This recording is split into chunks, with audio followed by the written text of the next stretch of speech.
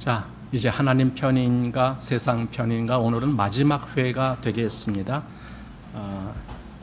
이제 마지막 12장을 우리가 하고 있습니다. 12장 제목이 등을 살살 긁어주는 아첨하는 자아를 경계하라. 한마디로 자아, 이 자아에 끌려가지 말아라. 그거거든요. 한마디로. 자아라는 것이 결국은 자기인데 우리가 모든 행동은 여기서 결정되죠요. 하나님을 믿는 사람과 아는 사람과 또 모르는 사람과의 그 삶의 갈림이 어디서 갈라지느냐 할 때의 이 자아 문제입니다. 하나님을 알지 못하는 사람은 자아를 쫓아갈 수밖에 없어요. 자기가 중심이 돼요. 그러나 하나님을 아는 사람은 자기가 아니고 하나님을 쫓아가게 돼 있어요. 여기서 갈라지는 겁니다. 그러니까 뭐 말의 문제가 아니고 그의 실제적인 삶이 어떻게 움직여지는지에 대한 그런 모습에서 결정이 되집니다. 자, 그래서 우리 작은 장이 4개의 장이 있었습니다. 그래서 1번은 자신을 의지하면 반드시 패배한다.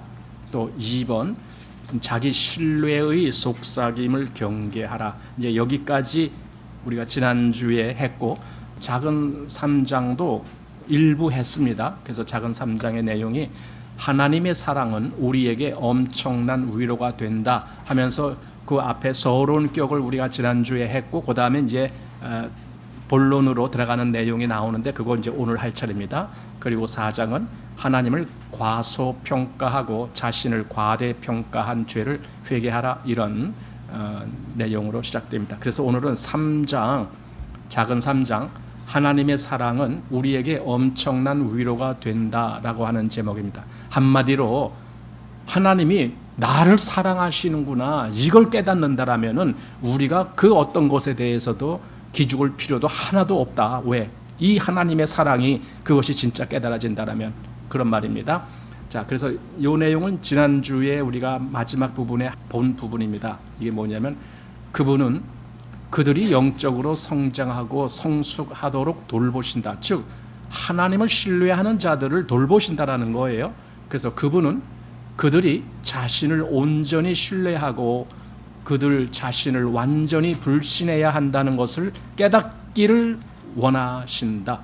자, 요게 지난번 우리 222페이지죠. 우리 페이지에 그 위에 부분 이제 거기 나오는 부분입니다. 222페이지.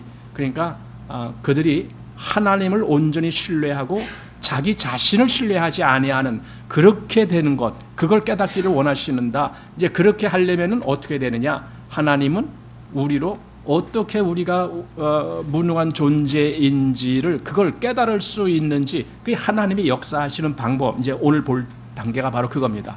하나님은 어떻게 우리로 하여금 우리가 우리 자아를 의지하면 안 된다는 것을 깨닫게 해주실까? 그 방법, 그 첫째, 성령님의 거룩한 감동으로 깨닫게 해주신다. 이제 요 말입니다. 자, 그래서 본문 봅니다. 우리 자신을 완전히 불신해야 한다는 것을 가르치기 위해 하나님께서 사용하시는 방법은 3가지다 하면서 이제 지금 첫째가 나온 거예요. 하나님께로부터 오는 이 교훈은 때때로 거룩한 감동을 통해 주어진다.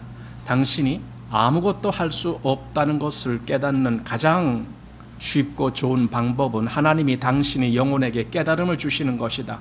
이런 식으로 깨달음을 얻은 사람들이 있다는 것을 나는 안다. 사실 우리도 여러분들도 그런 경험 아마 하실 겁니다. 꼭 어디서 배우거나 어디서 뭐 이렇게 누가 알려주거나 그렇지 않았음에도 불구하고 하나님이 불현듯 내 마음속에 하나님을 알게 해주시고 하나님을 깨닫게 해주시고 나 자신을 의지하지 않도록 하는 그러한 마음들을 주시는 것을 아마 깨달으신 적이 있을 거예요. 그런 느낌이 오기도 합니다. 성령님이 우리 안에서 역사하시는 거죠. 자, 이와 관련하여 생각나는 것은 경건한 로렌스 형제의 글이다 하면서 여기 로렌스 형제에 대해서 잠깐 설명이 나옵니다. 그 1611년에서 1691년까지 산 분인데 파리에 있는 그 깔멜파, 깔멜파라고 갈멜파 우리 보통 그렇게 얘기하잖아요. 가르멜 뭐 이렇게 되고 갈멜파의 평수사, 그런 일반 평수사로 식당에서 일을 하는 가운데 하나님과 동행하는 사람이라는 평을 들었는데 그의 책 하나님 임재 연습이 유명하다. 하나님의 임재 연습 아닙니까 혹시? 하나님의 임재 연습, 하나님 임재 연습인가요? 하여튼 그게 유명하다. 그 책에 바로 이런 내용이 나와요. 본인의 일종의 간증 같은 내용이 쭉 나와요. 본인이 왜 다른 수사들처럼 그렇게 공부하고 뭐하고 그런 데 가지 못하고 나는 그냥 저 식당에서 뒤치다거리나 할 정도, 난 그 정도밖에 안 되는, 그러니까 자기를 굉장히 아주 겸손하고 낮추어서 자기를 보면서 자기는 그런 일을 할 수밖에 없는 존재다. 그러면서 이제 식당 일을 했다는 거죠. 식당 일뿐만 아니라 뭐 청소하고 심지어는 거기 수도사들의 그 뭡니까 운동화가 해지면 그거 다 수선 꼬매주고 뭐 이런 일까지 하는 그런 일을 했던 사람이 여기 로렌스 형제라고 부르는 사람입니다. 사실은 이건 본명이 아닙니다. 그냥 사람들이 그를 로렌스 형제라고 그렇게 불러주는 겁니다. 본명은 따로 있습니다. 본명은 뭐라고 하는데 하도 잘 안 부르니까 본명 저도 까먹었습니다. 근데 이제 그가 나중에는 오히려 그 수도사에 많은 수도사들이 있었고 그랬음에도 오히려 이 식당에서 일하는 이 사람이 가장 영적으로 밝고 높은 경지에 도달했기 때문에 오히려 다른 사람들이 이 사람한테 와서 물어보고 이건 어떻습니까? 저건 어떻습니까? 하고 배우고 막 이런 경지까지 된 그런 경우가 됐던 사람이 바로 로렌스 형제라고 하는 사람입니다. 근데 그가 이렇게 말했습니다. 하나님께서는 내가 아무것도 할 수 없다는 것을 깨닫게 해주셨고 나는 여러 해 동안 하나님의 임재를 의식할 수 있었다. 그는 계속 이렇게 또 말했습니다. 내가 예수님께 순종하고 그분의 거룩한 길로 행하겠다고 결심하고 십자가를 졌을 때 나는 하나님께서 내게 고난을 당하라고 요구하실지도 모른다고 생각했습니다. 사실 그렇잖아요. 이게 십자가를 진다라는 것을 우리는 무조건 이런 의식이 어떤 의식이 들어와요. 뭐냐면 그거 되게 힘든 건데 그러면 아주 어려운 건데 이런 생각이 금방 들어오잖아요. 자, 그런데 이유는 잘 모르겠지만 주님은 내게 많은 고난을 허락하지 않으셨습니다. 그래. 단지 주님은 내가 나의 자기 신뢰라는 것, 바로 그것을 모두 버리고 주님을 온전히 의지하도록 하셨다. 이것은 주님의 십자가를 지는 삶이다. 이것은 주님이 내 안에 또 내 주변에 내 가까이에 계시다는 것을 믿는 삶이다. 그리고 이것은 쉬지 않고 기도하는 삶이다. 결국은 여기서 지금 이 토저 목사님이 이 책에서 말하고자 하는 그 내용, 즉 자기 신뢰를 버리는 것, 그걸 이 로렌스 형제도 이미 그때 그것을 깨달았고 또 그렇게 살았다라고 하는 것을 여기서 예로 든 겁니다. 자, 놀위치의 줄리안 역시 자신의 복된 체험에 대해 이렇게 썼다 하면서 놀위치 줄리안에 대해서도 이분이 자주 이렇게 인용하는 그런 분입니다. 그분이 이렇게 말했습니다. 하나님께서 거룩한 감동을 통해 내 마음에 빛을 비추어 주셨을 때 나는 내가 아무것도 할 수 없는 무가치한 존재이고 예수 그리스도가 모든 것이라는 사실을 깨달았다. 그러니까 핵심은 그겁니다. 자기 자신이 무가치한 존재라는 걸 깨닫는다. 그러면은 그 무가치한 존재를 가지고 무엇을 하겠느냐 이거예요. 그러니까 그 모든 시도조차가 다 무의미한 것이다라는 걸 알게 되고, 그렇다면은 내가 할 수 있는 일은 딱 한 가지밖에 없다. 전적으로 하나님께 의지하는 거예요. 이게 무슨 말이냐면은 베드로가 물에 빠져 들어갈 때가 있었죠. 예수님 보고 예수님이 주시거든 날 보고 오라 하십시오. 그래서 예수님 그래 오라 부르니까 물 위로 걸어가는 거예요. 그러다가 바람을 보고 빠져 들어가는 경우가 생겼어요. 그때 예수님이 즉시 왜 의심하느냐 하면서 그를 다시 붙잡아서 일으켜 주는 겁니다. 그러니까 진짜 주님만을 의지한다라면은 물 위로 걸어가는 거예요. 처음에 시도가 그래도 잘 됐잖아요. 그렇게 가는 거예요. 그러나 베드로는 그 주님을 의지하는 걸 놓쳐버리는 거예요. 놓쳐버리고 다른 데를 바라봤다라는 거예요. 바람을 바라보고 파도를 바라보고 그 순간 그는 빠져들어가는 거죠. 그러니까 우리도 주님을 바라보는 거예요. 주님을 바라본다는 것은 계속 주님을 의지한다 그 말이거든요. 자, 토조 목사님, 나는 내가 악하다는 것을 이미 알고 있습니다. 나는 인간의 전적인 부패를 믿습니다. 어떤 사람이 이렇게 말하는 거예요. 그래서 이런 사람이 있다면 나는 이렇게 대답하겠다. 인간의 전적인 부패를 확실히 믿는 사람도 사단처럼 교만해질 수 있습니다. 인간의 부패를 믿는 사람도 자기 신뢰에서 벗어나지 못하는 한 하나님의 얼굴이 가려져 승리에 이르지 못할 수 있습니다. 그러니까 이걸 알고는 있어요. 알고 있어도 실제로 하나님을 의지하는 그런 하루하루의 삶이 아니라면은 그는 실패할 수가 있다. 그런데 한 가지 밝혀둘 것은 지금 우리가 신학에서 말하는 전적 부패를 다루는 것은 아니라는 것입니다. 이 전적 부패는요, 이제 칼빈의 5대 교리에 나오는 내용 중에 하나입니다. 이것은 인간은 아예 처음에 전적으로 하나님을 찾지도 못하고 알지도 못하고 그를 의지할 수도 없는 상태에 있었던 것을 얘기하는 거예요. 그러니까 여기서 지금 말하는 것, 자아에 대한 그런 자아를 부인하는 것 내용하고는 좀 달라요, 차원이. 그래서 전적 부패를 다루는 거 그거 아니다라고 말합니다. 우리 조상에게서 우리에게로 악이 어떻게 전가되었는지에 대해 우리가 다 알 수 없다. 이 내용이 바로 이 전적 부패라는 여기 내용과 관련된 내용입니다. 아담 안에서 우리는 다 전적 부패한 존재들이다. 이제 그 내용이죠. 하지만 분명한 것은 인간이 어느 정도 나이를 먹으면 죄를 짓기 시작한다는 사실이다. 이것은 인종과 국적을 불문하고 모든 인간에게서 확인되는 사실이다. 우리는 악한 존재로 태어났고 그런 점에서 우리 모두는 똑같다. 이 사실에서 우리가 이끌어낼 수 있는 교훈은 이것이다. 즉 하나님께서 여전히 자기 자신을 신뢰하는 하나님의 자녀에게 그의 전적 연약함을 성령님을 통해 일깨워 주셔야 한다는 것이다. 그러니까 구원받은 사람도 이게 필요하고, 물론 구원받기 전이라면 당연히 그래야 되고, 뭐냐면은 자기가 아니고 하나님을 전적으로 신뢰해야 된다. 그걸 보고 다른 말로 믿음이라고 하는 거 아닙니까? 아브라함이 그 백사나 되어서 자기가 전혀 자식을 낳을 수 없을 그때도 그때에도 그는 자기를 의지하지 않고 하나님을 신뢰했다라는 말이 우리 로마서에 보면 나오잖아요. 바로 그걸 보고 믿음이다라고 한다 그랬거든요. 하나님은 그 사실을 일깨워 주신다고요. 그게 성령님을 통해서 그 일을 하신다라는 거죠.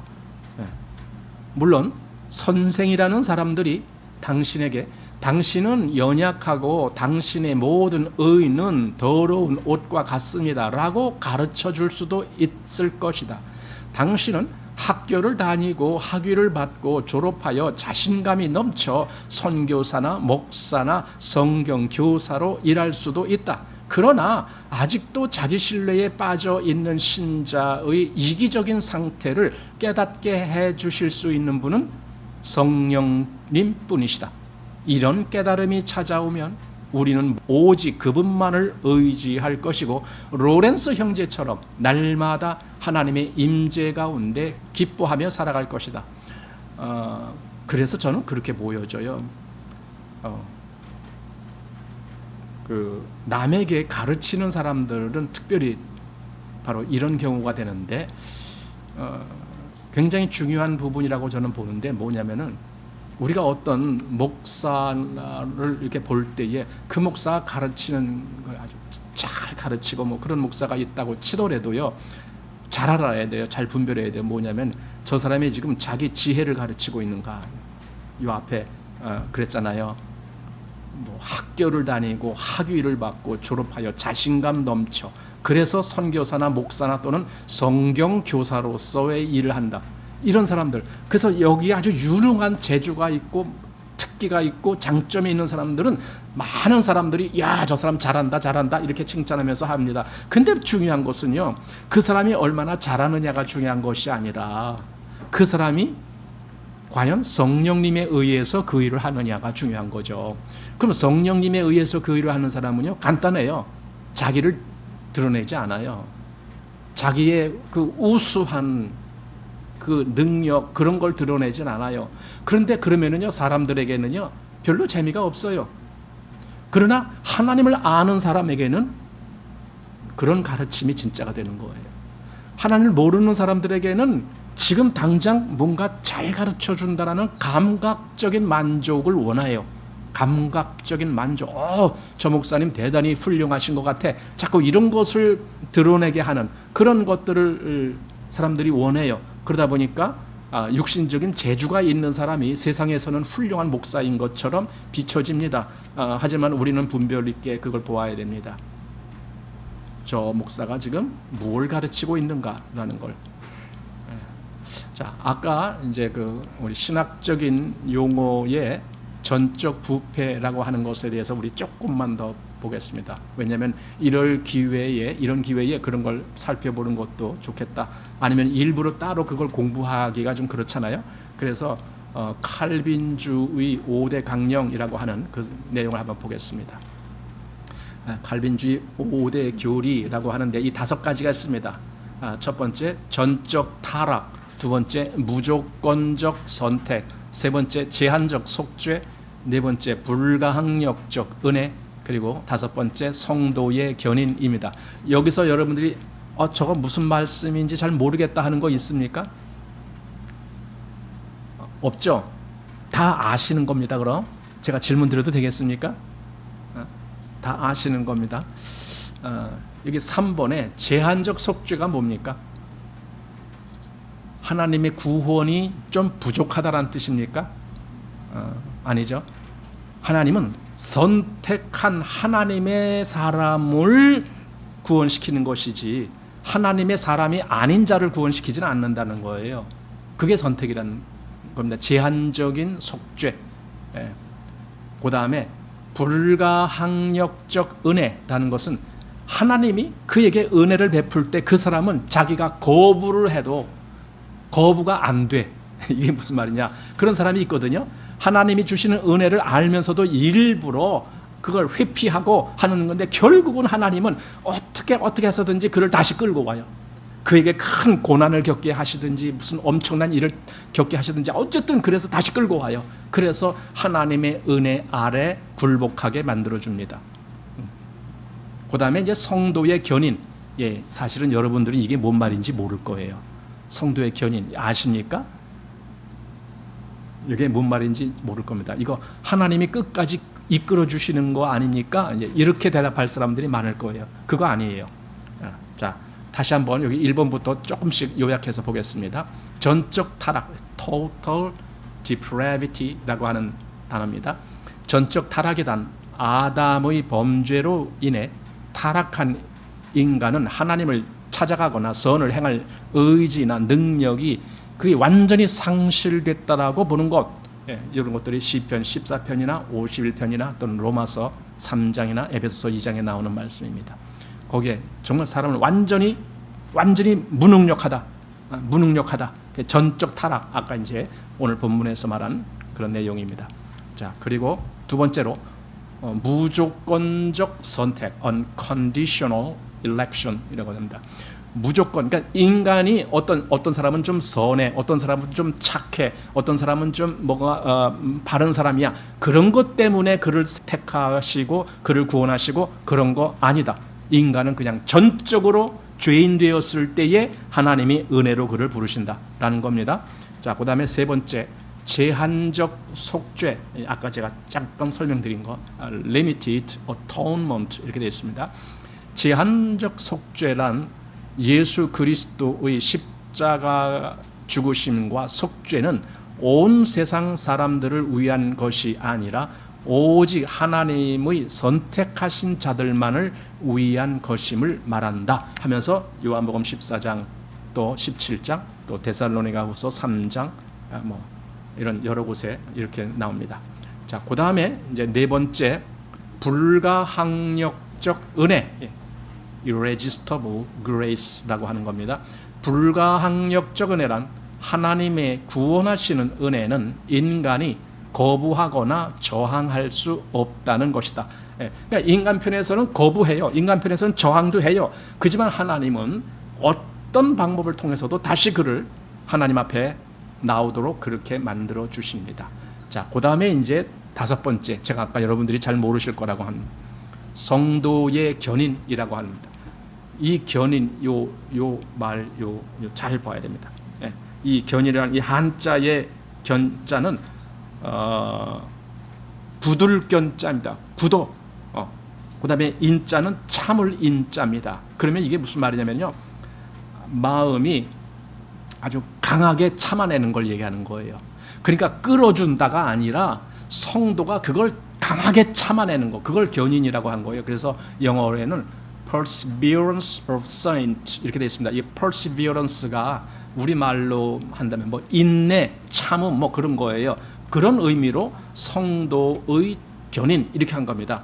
만약에 하나님이 이끌어 주신다, 물론 그것도 원칙적인 내용에 들어갈 수 있어요. 하나님이 끝까지 인도하신다. 그러면은 성도의 견인이 아니고 성도를 견인한다, 이렇게 해야 오는 거예요. 근데 성도의 견인은 성도 속에는 이런 마음이 있다, 즉 끝까지 인내하고 참아내는 마음이 있다, 이게 진짜 성도다. 그러니까 중간에 포기하고 중간에 믿음이고 뭐고 다 때려치고 이런 사람은 가짜다, 그 말이에요, 한마디로.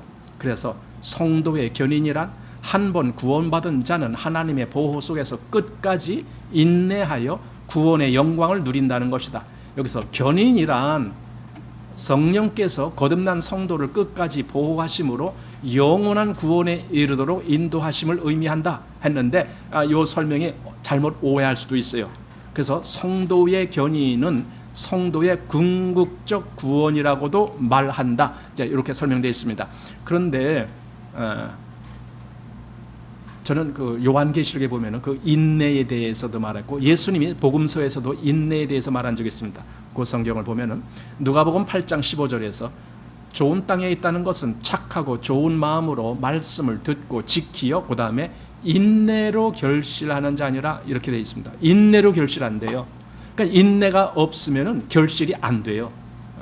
또 계시록 13장 10절 사로잡는 자는 사로잡힐 것이요 칼로 죽이는 자는 자기도 마땅히 칼에 죽으리니, 요것에 대해서 요거는 우리 이 번역이 약간 좀 오해 소지가 있다고 제가 설명드렸죠. 이게 원래 뜻은 사로잡히기로 작정된 사람은 그렇게 갈 수밖에 없다, 그렇게 된다. 칼에 죽임을 당할 사람은 또 그렇게 된다. 비록 그가 그리스도인이라도, 그가 성도라고 할지라도 그렇게 된다. 그러니까 성도들이 당하는 핍박을 얘기했던 거예요, 그 당시에. 그러나 그 성도들이 그렇게 된다고 할지라도 그들이 믿음을 포기하느냐? 아니다, 이거죠. 오히려 성도들의 인내와 믿음이 여기 있느니라. 그런 걸 견뎌낸다, 이게 성도들의 인내다. 또 14장 12절에는 성도들의 인내가 여기 있나니 저희는 하나님의 계명과 예수의 믿음을 지키는 자니라, 이렇게 된 거예요. 바로 이곳이 아까 말한 성도의 견인이라고 하는 여기에 해당되는 말입니다. 그래서 사실은 이게 번역이 여기 칼빈은 여기 perseverance of saints 이렇게 했으면은 이걸 성도의 견인이라고 이렇게 어려운 말을 쓰지 말고 그냥 성도의 인내, 그러면 얼마나 쉬워. 그걸 왜 성도의 견인 해갖고 마차 끌고 가듯이 견인한다 뭐 이런 식으로 해석하게 만드냐고요. 참 이상하죠. 하여튼 그렇게 되어 있습니다. 그러니까 칼빈주의 5대 교리가 뭐냐 해서 그래 나 그거 한번 들은 적 있어, 이 정도는 여러분 기억하고 있십시오. 자, 그래서 이제 두 번째, 무거운 채찍과 단단한 음식으로 우리를 단련시킨다. 하나님이 그렇게 하신다는 거예요. 그냥 좋게만 인도하면요 성장이 안 돼요. 여기 우리 그 날마다 우리 식사하잖아요. 여러분 식사가 어떤 때는요 단단한 음식을 먹어야 돼요. 그냥 물렁물렁한 것만 먹으면요 여기가 발달이 안 돼요. 여기 치아 구조가. 단단한 것도 막 씹어도 먹고 오징어도 씹어 보기도 하고 뭔가 그래야만이 이 씹는 근육이 발달되고, 이 씹는 근육이, 여러분 근육은요 그냥 근육 하나로만 끝나는 것이 아니라 근육은 모든 혈액 순환에 아주 꼭 필수적인 게 근육이에요. 근육이 자꾸만 이렇게 뭔가 팽창도 하고 수축도 하고 함으로써 혈관을 눌렀다 뭐 이완했다 눌렀다 이완했다 하면서 혈액이 막 왔다 갔다 이렇게 움직여지는 거예요. 그래서 걸으라는 거예요. 발바닥의 압력, 종아리의 그 근육의 압력으로 이 발바닥까지 간 피가 다시 심장까지 돌아오게 하라는 거예요. 그래서 근육이 없는 사람, 종아리 근육이 없는 사람은요, 그 피순환도 안 돼요. 잘 안 돼. 그러니까 오늘부터 열심히 다리 운동하세요. 자, 그 하나님은요, 여기 때때로는 이렇게 무서운 채찍, 그리고 단단한 음식. 고린도전서에 보면은요, 고린도 성도들이 너희가 단단한 것을 먹지 못하고 그저 그냥 애기들 같이 뭐 젖이나 먹고 이럴 형편이 됐다. 그러면서 사도 바울이 그걸 아주 안타깝게 지적한 대목이 나오거든요. 성장을 못했기 때문에 그런 거예요. 단단한 식물을 못 먹어요, 그들은. 바로 그런 부분을 지적했었는데, 자, 본문 보겠습니다. 우리가 이 교훈을 하나님께 배울 수 있는 또 다른 방법은 매서운 채찍을 통해 배우는 것이다. 내가 이런 말을 하니까 어떤 사람들은 내가 17세기 사람 같다고 생각할지 모른다. 요즘 그거 나오죠. 여러분 그 매스컴에 보면은 그 축구 선수 저 영국에 있는 손흥민 그 아버지가 우리나라에서 그 어린이 축구 교실을 하잖아요. 그거 아십니까? 춘천에서 하는데 굉장히 규모가 크게 이렇게 하면서 우리나라 그 정말 축구 선수를 어렸을 때부터 양육해야 된다. 그래서 그걸 해요. 근데 요즘 어떤 사람이 소송을 했어요. 아이를 너무 학대했다고. 그래서 내용을 보니까 뭘 못하면 뭐 어떻게 해서 저기 저 중앙까지 뛰어갔다 와라. 뭐 뛰어갔다 오니까 또 너무 늦게 그 경기장 중간까지 뛰어갔다 오는 뭐 그걸 하는데 거리가 뭐 한 60m 되는데 20초 걸린대요. 60m를 20초에 뛰어가고 무슨 축구를 해요? 그러니까 아마 좀 그 우리 그런 거 있잖아. 왜 매를 때리는 거 있잖아요. 사실은 요즘 그런 거 안 하잖아요. 근데 옛날에는 다 그렇게 했잖아요. 그래서 아마 좀 매를 때렸나 봐요. 몇 대씩 이렇게 왜 이렇게 못해 하고 아마 기합을 줬겠죠. 근데 그거 가지고 이제 소송을 했어요. 그래갖고는 10억을 내놔라, 뭐 이렇게 5억을 내놔라, 뭐 그렇게 얘기를 했다나, 뭐 왜 네 아들 보니까 돈 잘 벌더라, 그러니까 너 돈 내놔라, 뭐 그랬다는 거예요. 근데 그렇게 소송한 사람이 전과 이범인가, 뭐 그런 데 사람이 전문적으로 뭐 그런 사람이었다고. 근데 다른 학부모들, 그러니까 거기에 자기 아들 딸 맡긴 그 다른 학부모들은 아니다, 우리 감독님 정말 잘 가르치고 계신 분이다. 그건 우리 아이들을 제대로 가르치기 위해서 그렇게 때로는 강하게도 하는 것이지 그걸 무슨 학대한다라고 하느냐 하면서 오히려 그게 아니다라고 막 이렇게 하는 그런 얘기들이 지금 막 일어났어요. 하여튼 어떻게 결론될지 아직 결론이 안 났어요. 물론 아이들을 기르는 것도 이렇게 학대하는 식으로 기르는 것은 뭐 그렇게 썩 뭐 좋은 방향은 하지만 때로는 회초리가 필요하죠. 어떻게 좋은 말로만 됩니까? 사람은 말로만 되질 않아요. 때로는 회초리가 필요해요. 그러나 감정적으로 회초리를 친다면 그건 폭력이 되는 거죠. 그게 아니라 정말 사랑의 매를 들을 수 있어야 되는 거죠. 자, 그래서 여기 17세기 옛날 사람 같이 생각할지 모른다. 왜? 매서운 채찍으로 통해서 배워야 된다. 이런 말을 하면은 옛날에나 그랬지 요즘 누가 그래? 막 이렇게 할 사람이 있다라는 거죠. 자, 이런 말이 요즘 사람들에게 인기가 없다는 것을 나도 잘 안다.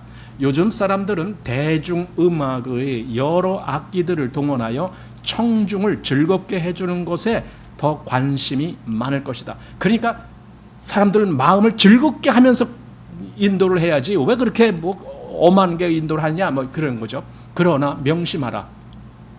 우리의 하늘 아버지께서는 자신의 자녀들에게 스스로를 의지하지 못하도록 가르치기 위해서 매서운 채찍을 드실 수도 있다. 하나님은 이러실 수가 있다. 그게 어디 나와요? 히브리서 12장이잖아요. 12장 보십시오. 징계라는 말이에요. 징계. 어떻게 자식을 징계하지 아니하는 아비가 있을 수가 있느냐. 아비라면은 정말 온유한 마음으로 자식을 징계하는 게 그게 마땅하지 않느냐. 그 얘기가 나오거든요. 자, 나도 원하면 1년 동안 주일마다 시편 23편을 가지고 설교할 수 있다. 1년 동안 계속 시편 23편 하나 가지고 계속. 또 그런 다음에 이사야서 53장을 가지고 오랫동안 설교하고 그런 다음에 고린도전서 13장을 가지고 설교할 수 있다. 한마디로 좋은 얘기, 뭐 사랑 얘기. 고린도전서 13장은 사랑 얘기잖아요. 또 이사야서 53장은 그 은혜의 얘기잖아요. 그런 것만 얘기할 수 있다. 나도 그렇게 할 수 있어. 그렇지만은 하나님은 그렇게만 가르치시지 않는다. 때때로는 징계를 하신다. 지금 그 얘기잖아요. 자, 그러나 만일 내가 그렇게 한다면 내 교인들이 어떻게 변할까? 그들은 지극히 부드럽고 상냥하고 나긋나긋한 사람이 되고 결국 아무짝에 쓸모없는 신자가 될 것이다. 이거 뭐야? 부드럽고 상냥하고 나긋나긋한 사람, 한마디로 능력이 없는 사람, 힘이 없어요. 예. 그러니까 정말 하나님께 우리가 인도받는다라는 것은요, 이 역사하는 힘이 있어야 되는 거예요. 그게 나와야 되는 거예요. 우리 삶에서 이 역사하는 힘이 없으면요, 그 사람을 이기질 못해요. 삶에서 사단의 그 사탕 발림에 다 그냥 굴복되게 돼 있죠. 사탄이 주는 걸, 그걸 이길 수 있어야 되잖아요, 담대하게. 근데 그러지 못하잖아요. 왜 그래요? 이런 상냥한 교육만 받았기 때문에, 뭔가 단단한 것을 씹어먹게 하는 그런 교육을 받지 못했기 때문에 그렇잖아요. 자, 때때로 주님은 우리를 징계하고 훈육하고 매섭게 채찍질하셔야 한다. 자식에게 설탕이 많이 들어간 과자만을 계속 먹이는 부모는 없을 것이다. 그렇죠. 설탕만 들어간 과자를 주면은 애들은 그땐 좋아하지. 아, 우리 아빠 최고야, 최고야, 좋아하죠. 그러나 그 아이가 장차 어떻게 되겠느냐고요. 그렇게 하면 아이들이 이가 모두 썩을 것이다.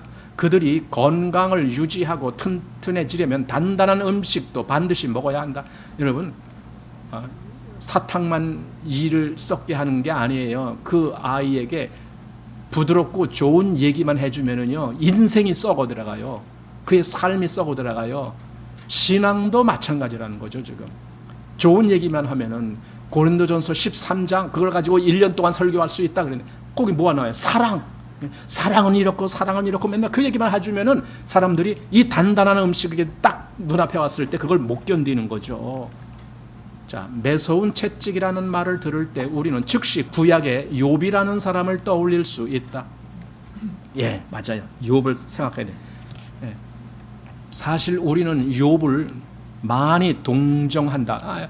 같은 편인 것 같아. 욥처럼 저렇게 어려움을 겪는 게 나랑 좀 뭔가 비슷한 위치에 있어. 뭐 그런 사람이 있어요.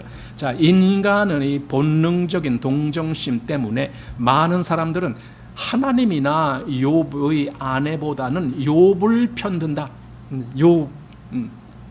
하나님의 징계가 너무 지나쳤어. 막 이렇게. 야, 그러나 그가 결코 겸손하지 않았다는 것을 당신은 알고 있는가? 야, 이거 눈이 번쩍해야 돼요. 욥이요, 겸손한 자가 아니었어요. 그는 나중에 바뀌지만은 그 욥의 이 앞부분 보면은요, 전혀 그는 겸손한 자가 아니에요. 근데 다른 사람들이 볼 때는 되게 겸손한 사람처럼 보였다는 거예요. 욥이. 왜? 다른 모든 사람의 선생 노릇했으니까. 자, 그가 기도의 사람이었다는 그것도 사실이다. 이거예요. 자기 자녀들이 전날 밤 잔치 했을 때 혹 범죄했을지 모르니까 그 이유 때문에 자녀들을 위해서 희생 제사를 드릴 정도로 그렇게 경건하고 겸손하지만 그러나 실상은 겸손하지 않았다. 이거예요. 실상은. 그래서 결코 겸손하지 않았다. 그래서 그가 겸손하지 않은 내용 나중에 다 들통납니다. 욥기 읽어보면은 이런 내용이 그냥 나옵니다. 자, 그가 길게 이야기하는 중에 이런 얘기를 하는 거예요. 내가 이전 딸과 하나님이 나를 보호하시던 날에 지내던 것 같이 되었으면 하면서 그때에는 내가 나가서 성문에 이르기도 하며 내 자리를 거리에 베풀기도 하였었느니라. 여기 29장에 나오는 말씀이죠. 그럼 이렇게 말해야 돼. 나 그때 참 잘 나갔어. 한마디로 잘 나갔어. 이 얘기에 잘 나갔어. 온 세상 사람들이 나에게 존경심을 표했고 세상 사람들에 나는 이렇게 높은 위치에 있었고, 근데 요즘 말로 하면 당시 그는 막강한 유명 인사였기 때문에 사람들로부터 대접을 받았다. 당시 사람들은 길거리의 목 좋은 곳에 자리를 만들어 존경받는 사람들을 앉히곤 했는데 그가 바로 그런 곳에 앉았다. 모든 사람의 존경을 받을 정도로 한마디로 잘 나갔다 그 말입니다. 여러분 세상에서 잘 나가면은요 부러울 게 없죠. 자기가 최고인 줄 알죠. 지금 그 얘기입니다. 욥은 나를 보고 소년들은 숨으며 노인들은 일어서며 라고 말했다. 다시 말해서 그가 길거리에 나타나기만 하면 사람들은 야 저기 오는 사람이 누구냐? 어우 저 높으신 욥 선생님 아니야? 이렇게 하고 이제 존경을 표했다라는 겁니다.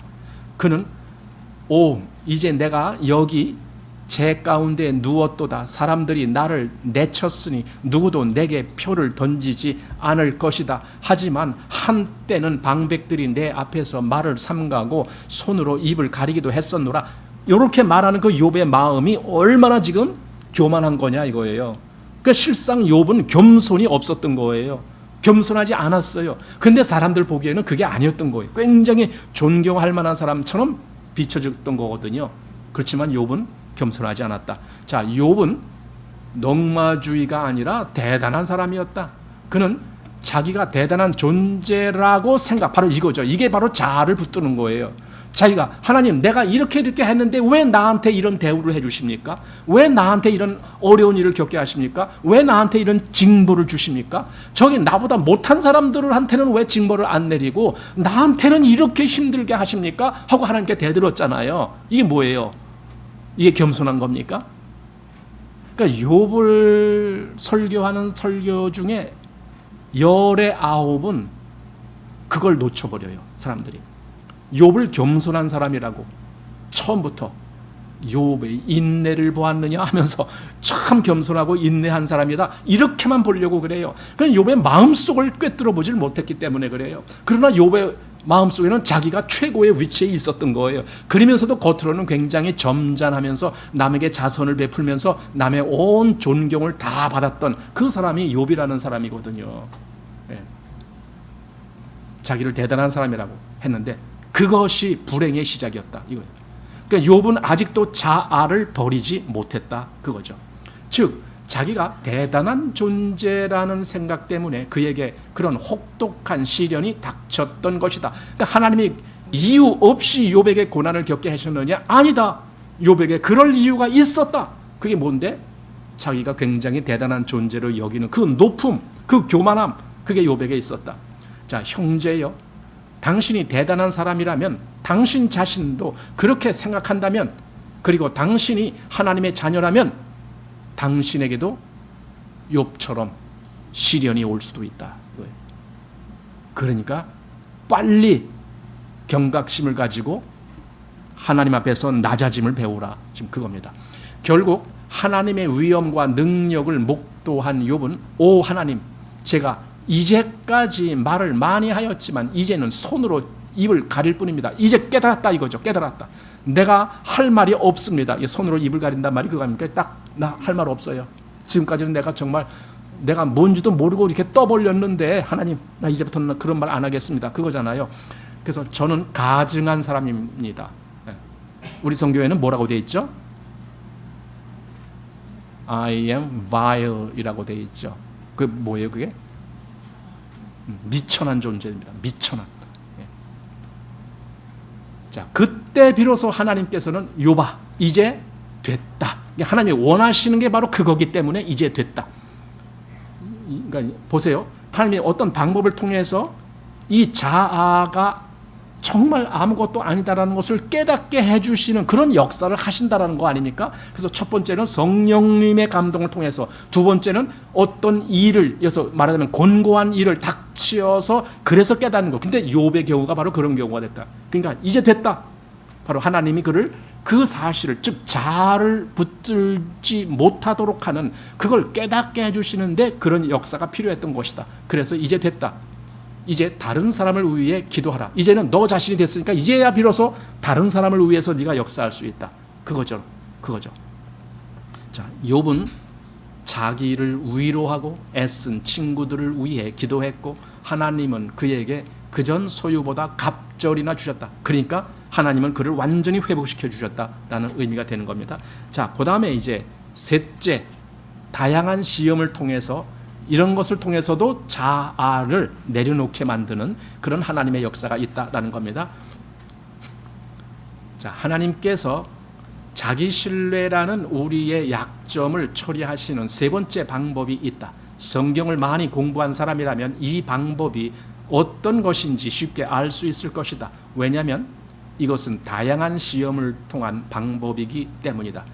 시험, 여러 가지 시험을 통해서 자아를 처리하는 그런 경험을 하게 하신다라는 겁니다. 자, 하나님께서 시험에 맞서라고 요구하실 때 어떤 그리스도인들은 낙심하는 경향이 있다. 그러나 다양한 시험이 찾아올 때 오히려 영적으로 용기를 내어야 한다. 예, 그래서 너희가 여러 가지 시험을 만나거든 오히려 기쁘게 여기라. 예. 왜? 예. 왜 기쁘게 여기래요? 이 시련이 뭘 만들어내요? 인내를 인내. 자, 하나님께서 시험을 허락하시는 것은 우리의 결점을 폭로하기 위함이 아니라 우리가 하나님의 자녀이기 때문이다. 이게 진짜 하나님이죠. 그러니까 이렇게 하나님을 알아야 진짜 아는 거죠. 아니, 부모가 자식을 징계한다고 해서 부모가 자식이 미워서 징계합니까? 자식의 입장에서는 우리 부모가 날 미워해, 그렇게 알아야 됩니까? 그게 아니라 우리 부모가 나를 사랑하시기 때문에 이런 징계도 하시는구나, 이렇게 알아야 되는 거 아닙니까? 바로 똑같이 하나님의 경우도 그렇다. 그분이 다양한 시험을 통해 우리를 대하시는 것은 우리가 그분의 말씀에 귀를 기울일 정도로 마음이 여리다는 것을 아셨기 때문이며, 이런 것을 아시기 때문에 우리에게 그런 시험을 하시는 거죠. 그분께 가까이 가려는 마음이 우리에게 있기 때문이다. 그래서 이게 중요하다는 거예요. 정말 당신은 하나님께 가까이 갈 마음이 있느냐 이거예요. 아까 오전 말씀대로 한다면 당신은 하나님을 추구할 마음이 있느냐 이거죠. 자, 오직 그분은 자기 신뢰에 빠져서는 안 된다는 것을 우리에게 가르쳐주기 위해 우리에게 시험을 허락하시는 것이다. 그래서 시험이 찾아올 때 당신은 시험에 백기를 들고 오 하나님, 이런 시험이 닥치는 것을 보니 하나님께서 저를 원하지 않으시는 것이 분명합니다 라고 말해서는 안 된다. 하나님이 원하지 않아서가 아니라 오히려 반대다. 너를 강하게 원하기 때문에 시험을 당하게 하시는 거야. 이렇게 하는 겁니다. 그분의 은혜로 시험을 통과하게 된다면 당신은 그것을 어제보다 오늘 영원한 집에 더 가까이 갔다는 표시로 여겨라. 이런 시험의 과정을 거쳐 연단을 받은 하나님의 사람들이 성경에 등장한다. 그래서 첫 번째 누가 있어요? 베드로. 주님을 결코 부인하지 않겠다는 그렇게 큰 소리쳤던 베드로. 나는 절대로 주님을 부인하지 않겠나이다. 다른 사람은 다 버릴지라도 저는 주를 버리지 않겠나이다. 이러면서 악한 자들이 주님을 십자가에 못 박기 위해 체포하여 조롱하며 재판할 때 그는 주님을 부인했다. 그런데 그가 자신의 이런 부인을 자기가 그리스도의 제자가 아니라는 증거로 여겼다면 어떻게 되었겠는가? 그럼 베드로는 진짜 그리스도로부터 완전히 떨어져 나갔겠죠. 그렇게 알았다면. 근데 베드로도 그걸 알았어. 뭐냐면은 주님이 나를 미워해서 그 말씀하신 게 아니라는 걸. 그걸 알았기 때문에 다시 주님을 바라봤고 다시 주님의 사랑을 확인하고 그런 거죠. 그가 주님을 부인한 일은 견디기 힘든 일이었지만 또한 그는 그 사건을 통해 하늘 아버지께서 주신 아주 효과적인 교훈을 배울 수 있었다. 즉 그는 자기가 계속 자신의 능력을 의지하면 아주 형편없는 신자가 될 수밖에 없다는 교훈을 배운 것이다. 이게 우리가 베드로가 예수님을 내가 절대로 부인 않겠습니다 했지만 예수님은 아니다. 오늘 닭 울기 전에 내가 3번 나를 모른다고 부인할 거다. 거기서 얻을 수 있는 교훈 바로 그게 이거다라는 거예요. 자, 맨날에 하나님께서 우리가 어떤 존재인지 드러내시기 전까지는 어느 누구도 자기가 얼마나 연약하고 무익한 존재인지를 알지 못한다. 사실 자기가 어떤 존재인지 드러나기를 원하는 사람은 아무도 없다. 그러나 우리보다 비교할 수 없을 정도로 지혜로우신 하나님께서는 우리의 유익을 위해 우리의 상태를 폭로하셔야 한다는 것을 잘 아신다. 그렇잖아요. 우리 상태가 폭로되지 아니하면 우리는 계속 그것을 묻어둬요. 절대로 꺼내지 않아요. 그래서 하나님은 그걸 꺼내기 위해서 폭로하시는 거예요. 자, 우리의 상태가 성령님에 의해 드러나기까지는 우리 중 어느 누구도 자신이 얼마나 불안정한지 알지 못한다. 베드로는 담대하고 강한 어부였기 때문에 그가 주님, 모두가 도망할지라도 저는 주님 곁에 있겠습니다. 저를 믿으셔도 좋습니다. 라고 말하는 것은 당연한 일로 보였을 것이다. 그는 오늘 밤 닭 울기 전에 네가 나를 3번 부인할 것이다 라는 주님의 말씀을 인정하기 어려웠을 것이다. 그러나 주님은 자신의 힘과 자기 신뢰로 서려고 애쓰는 사람이 얼마나 연약한지를 잘 알고 계셨다. 그래서 반드시 실패하게 되어 있습니다. 자기 의지한 사람은. 자, 우리는 자신이 얼마나 불안정한지를 모른다. 종종 우리는 우리 자신의 상태가 드러나면 그것을 인정하기를 거부한다. 우리의 좋은 습관이나 미덕을 의지하는 것 역시 매우 위험스럽다. 그렇기 때문에 하나님께서는 우리가 자기 신뢰에 빠지지 않도록 만드시는 것이다. 자기 신뢰에 안 빠지게. 자, 이제 4장, 마지막 4장입니다. 하나님을 과소평가하고 자신을 과대평가하는 죄를 회개하라. 하나님을 과소평가해요. 아니 어떻게 그리스도인이 하나님을 과소평가합니까? 그런데 다른 데서는 다 그렇게 과소평가하지 않는다 할지라도 딱 한 곳에서 과소평가하는 데가 있습니다. 그게 뭐냐? 자기 자신 앞에서, 자아 앞에서. 그러니까 자기보다는 하나님을 과소평가하려는 경향이 있단 말이에요. 이게 아주 숨은 함정입니다. 다른 것들은 다 뭐 세상이 뭐 땅이 흔들려고 뭐가 뭐 어떻게 한다 할지라도 그래도 난 하나님을 믿어요. 이렇게 하지만 자아 앞에서는 안 그런 경우가 많은 거예요. 자, 보겠습니다. 오 형제들이여, 하나님은 우리의 하나님이시다. 그러므로 내가 권하노니 그분을 사랑하고 신뢰하고 오직 그분만을 의지하라. 여기서 핵심이 뭐라고요? 하나님은 누구의 하나님입니까? 우리의 하나님. 그렇죠. 나의 하나님. 과연 그렇게 믿을 수 있느냐고요. 아, 여기 성경에 기록된 하나님이 나의 하나님이야.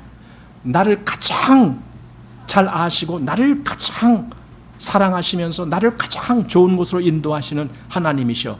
이걸 믿을 수 있느냐고요. 자, 그래서 그러므로 내가 권하노니 그분을 사랑하고 신뢰하고 오직 그분만을 의지하라.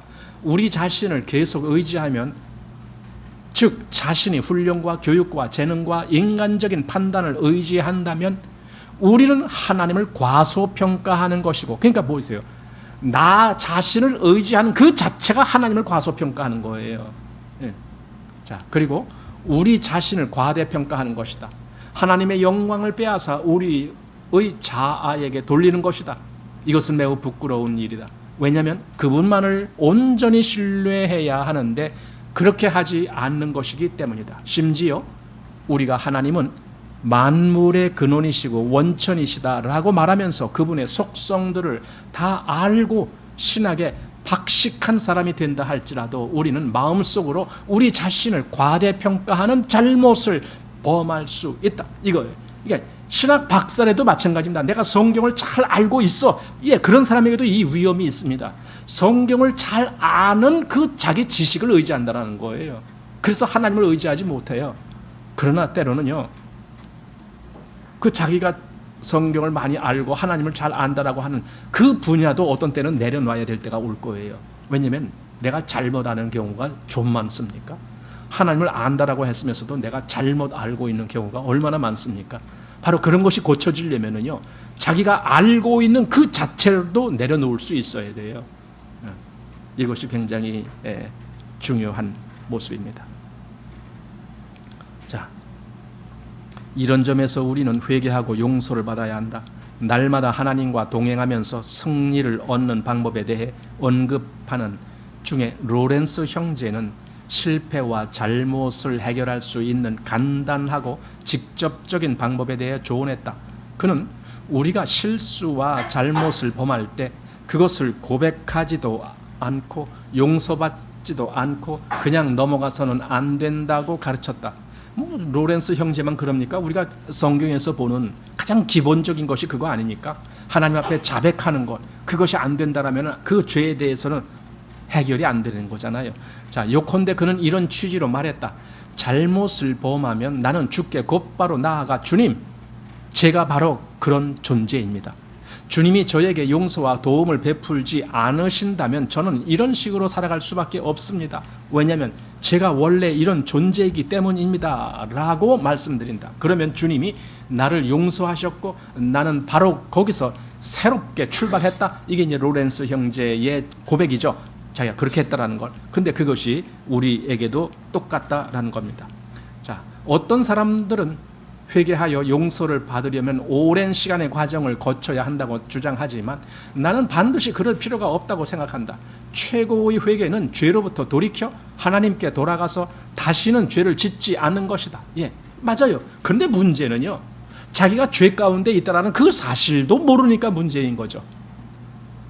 어떤 사람은 이런 말을 볼 때 그렇게 생각될 겁니다. 아니, 도대체 뭘 회개를 해? 내가 뭐 잘못했다고? 이런 생각이 버뜩 들 겁니다. 나 회개할 거 하나도 없어.